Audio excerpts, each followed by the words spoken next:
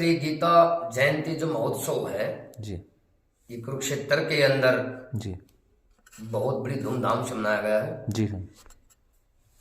इसके जो महंत श्री ज्ञानानंद जी महाराज जी जिन्होंने जियो गीता संग्रहालय बनाया है जी जी उस कुरुक्षेत्र की पावन भूमि के ऊपर, जी जिसको गीता मनीषी कहा गया है, वो ज्ञानानंद जी महाराज का नाम ही गीता मनीषी रखा गया क्योंकि गीता का प्रचार और प्रसार श्री स्वामी ज्ञानानंद जी महाराज ने किया है। जी तो हर वर्ष की भांति इस वर्ष में बहुत बढ़िया, बहुत अच्छा उपराष्ट्रपति जगदीप धनखड़ जी पहुंचे, काफी लोग सेंटर से बड़े बड़े नेता वहां पहुंचे। कुरुक्षेत्र की जो पावन धरा है उसके ऊपर गीता का बहुत बड़ा महोत्सव मनाया जाता है और हमारा वहां अधिकार भी है।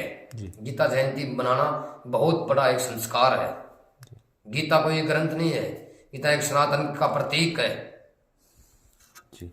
तो आपका कहने का मकसद ये है कि हमें जो हमारे ग्रंथ हैं, वेद हो गए, पुराण हो गए, गीता हो गई, रामायण हो गई, इस जो ये हमारी धरोहर है इनको संभाल कर रखना चाहिए, बल्कि ना केवल संभाल कर रखना चाहिए, अपने जीवन में भी उतारना चाहिए।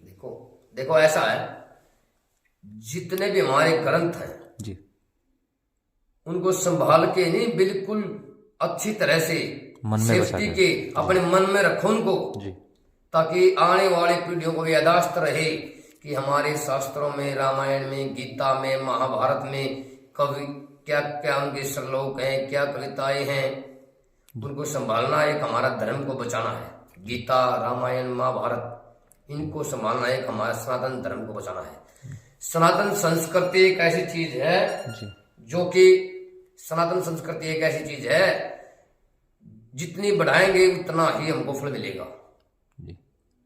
दूसरी बात, रामायण, श्री राम जी का जो मंदिर का जो उद्घाटन है ये बहुत बड़ी बात है। इस देश में नहीं, इस पूरे विश्व के अंदर बहुत बड़ी बात है। सनातन के लिए तो बहुत बड़ी उपलब्धि कह सकते हैं, बहुत बड़ी कह भी नहीं सकते, हम उसका उच्चारण भी नहीं कर सकते जी। एक भगवान श्री रामचंद्र जी, ये मानो कि हमारे बुजुर्ग और संत महात्मा सब चले गए उनके लिए, लेकिन उनके दर्शन में हमारा तो बहुत बड़ा भाग्य है इस युवा पीढ़ी का कि हम अपनी आंखों के सामने जी इस श्री राम मंदिर के दर्शन करेंगे। बिल्कुल। तो अभी जैसे काफ़ी बड़े बड़े संत महात्मा हैं जो देश ही नहीं विदेशों में भी हिंदू राष्ट्र, हिंदुत्व का बखान कर रहे हैं और खुले मंच से ओपनली बोल रहे हैं कि हमें हिंदू राष्ट्र चाहिए। जैसे कृष्ण धीरेन्द्र शास्त्री की बात कर लेते हैं जो बागेश्वर धाम के यहाँ से मशहूर हैं, उनके बारे में क्या राय है? धीरेन्द्र जी शास्त्री जो हैं ये बहुत ही अच्छे हैं, विद्वता के प्रतीक हैं। श्री राम भद्राचार्य जी जो जिनके पास अपनी आंखों की रोशनी भी नहीं है, उन्होंने हनुमान चालीसा का भी बखान किया था। श्री राम भक्त हैं। धीरेन्द्र जी के अंदर एक वो तस्वीर दिखाई देती है जो बालाजी के रूप की है। वो अपने सनातन धर्म को बहुत आगे बढ़ा रहा है और बढ़ना भी चाहिए।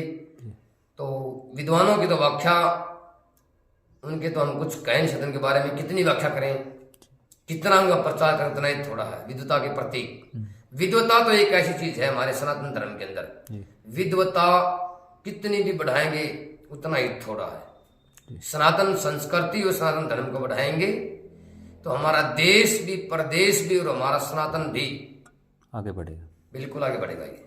ये निश्चित है।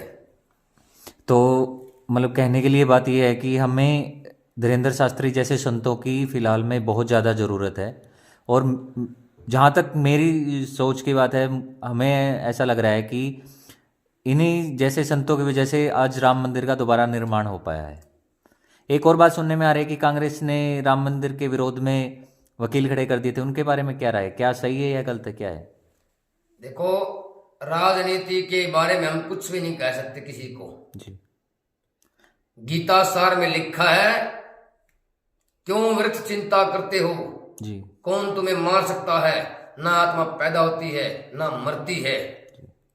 आज तुम्हारा है, कल किसी और का होगा, परसों किसी और का होगा।